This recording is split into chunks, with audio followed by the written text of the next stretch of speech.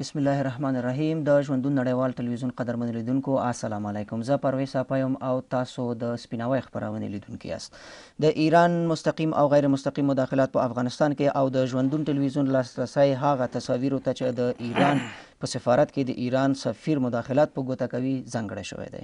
موږ سره په دې بحث کې د مشرانو جرګه ډېر فعال او تکړه سناتور ښاغلی خالقداد بلاغی ملمه دی چې دوی ته ښه راغلاست وایم. خوش آمدید به استودیوی ما جناب آقای. تشکر. آقای بلاغی، در کل میخواستیم نظر شما را در رابطه با مداخلات ایران در قبال افغانستان بدانیم. بسم الله الرحمن الرحیم. با عرض سلام حضور بیننده های محترم تلویزیون و جناب صافی صاحب، خدمت شما عرض بکنم که مداخلات ایران دستهای آشکار و پنهانشون برای حال نیست، بلکه از یک سابقه بسیار دیرینه متاسفانه برخوردار است. از دوران که من به یاد دارم، یعنی از سال 1358 و 59 که رژیم های ثابتی مثل داود خان از افغانستان ساقط شد و دوران کمونیستا به وجود آمد، از همون زمان مداخلات بسیار شرماوری در راستا و قالب‌های گروه‌ها و سازمان‌ها و یا گروه‌های به نام مجاهدین که اینا را ایرانی‌ها تشکیل دادن، حمایتشان کردن و به افغانستان فرستادن و اینا را قسماً اسلحه و مهمات و پول و امثال اینها تکمیل و تجهیز کردن. اینا در براندازی نظام های ترکی و امین و نجیب و حفظ الله امین و اینا در کابل زیاد نقشی را هم نداشتن، ولی در عین حالی که امی رژیم های کمونیستی و پرچمی و خلقی در افغانستان حاکم بود، ما جنگ های داخلی را در اطراف، در ولایات افغانستان، در ولسوالی های دوردست افغانستان متاسفانه بین همو احزاب و سازمان هایی داشتیم که اینها را ایرانی ها تمویل میکردن و اونا قماندان هایی بودن که همواره یا شخصیت هایی بودن که همواره از طرف ایران از یک مرجعی به نام حکومت ایران یا سیاست خارجی ایران تمویل میشدن، منتها اینها را طوری بار آورده بودن و ختمش برشان داده بودن که اینها در مقابل هم سنگرگیری های کردن و کشتارهای انجام دادن که تا به امروز هم قسما اون نگرانی ها هر روز متاسفانه دامن خورده روان است. آقای بلاغی، بعضی از اشخاص را و بعضی از گروه های را که ایران در ولایت قم تشکیل داد و فرستاد به افغانستان در زمان جهاد افغانستان و اینا را حمایت کرد، سودی که ایران میبره از این نفعی که ایران میبره چی بوده به نظرتان؟ البته من فکر میکنم که این بستگی به سیاست خارجی ایران داره که چقدر روی این مسائل سرمایه گذاری کرده و میکنه و برای تشدد، نفاق افکنی و جنگسازی در افغانستان در طول 30 سال تا 35 سال اخیری که من به عنوان یک شهروند افغان در جریان از این مسئله هستم، من فکر میکنم که یگانه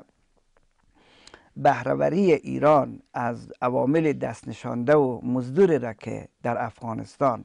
اینا آماده میسازه، البته ای در مذهب های مختلفی هم اینا کار میکنه، هم در اهل تشیع و هم در اهل تسنن. من فکر میکنم که بیشترین کار ایران دامن زدن به مسائل قومی و شدیدتر تمایل به مسائل اختلاف فرقه‌ای، یعنی جنگ مذهب را علیه مذهب بیشتر کوشش میکنه که در افغانستان راه بیندازه و به یک نحوی میخواه مثلا بخشی از افغانستان را چهره و نمای ایرانی بهشون بتن و قسما بعضی از ولایات را مثلا قسما ضد ایران یا مثلا ضد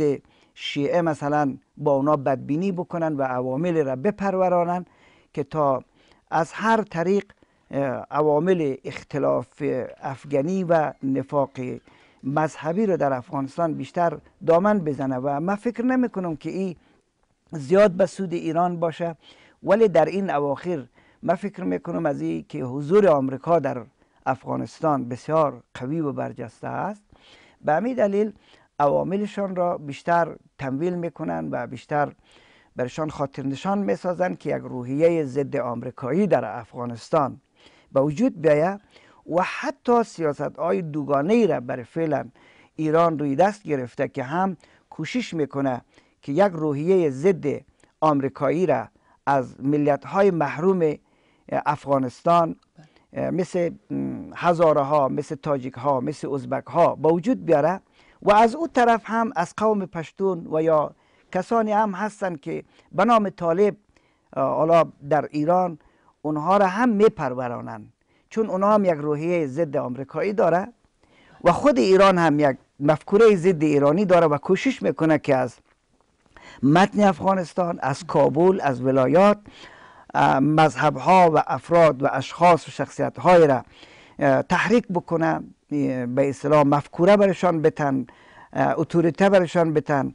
اینو که یک روحیه ضد آمریکایی را در اینجا به نما برسانه، به رشد برسانه که یک زمان حوادث تلخ مثل سوریه و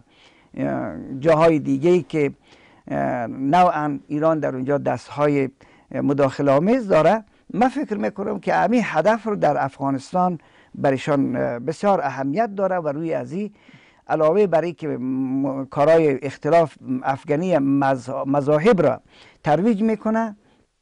و از اون طرف هم روحیه ضد آمریکایی را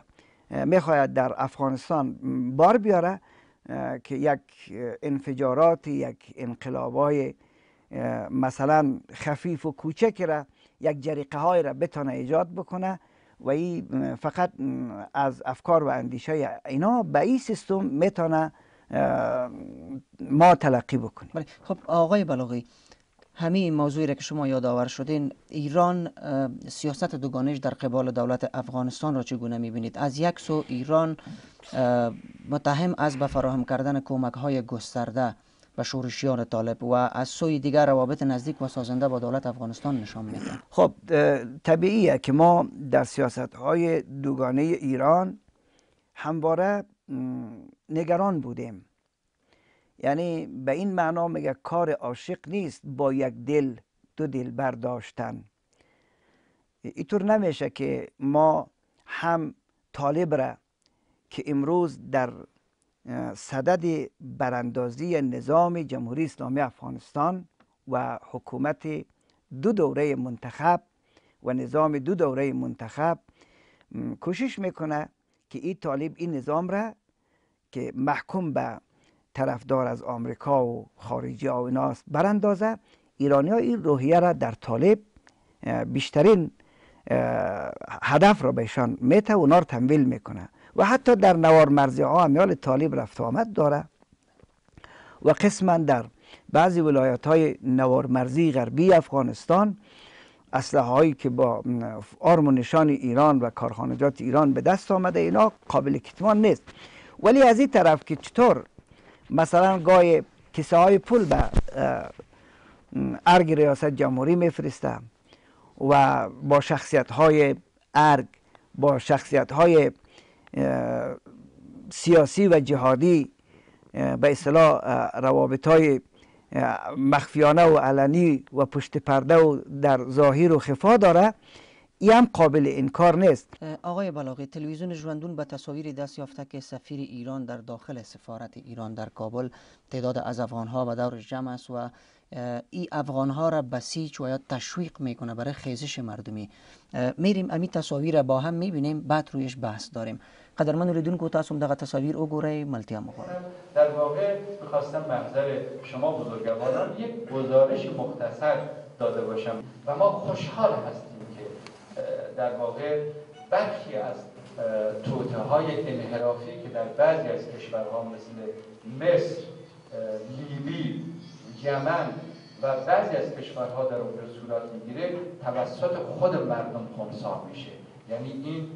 در واقع تقابل هنوز وجود داره و ما دعا بکنیم که ملت‌های اسلامی با توجه به سیاست‌هایی که دارن بتونن سرنوشت خودشون رقم بزنن.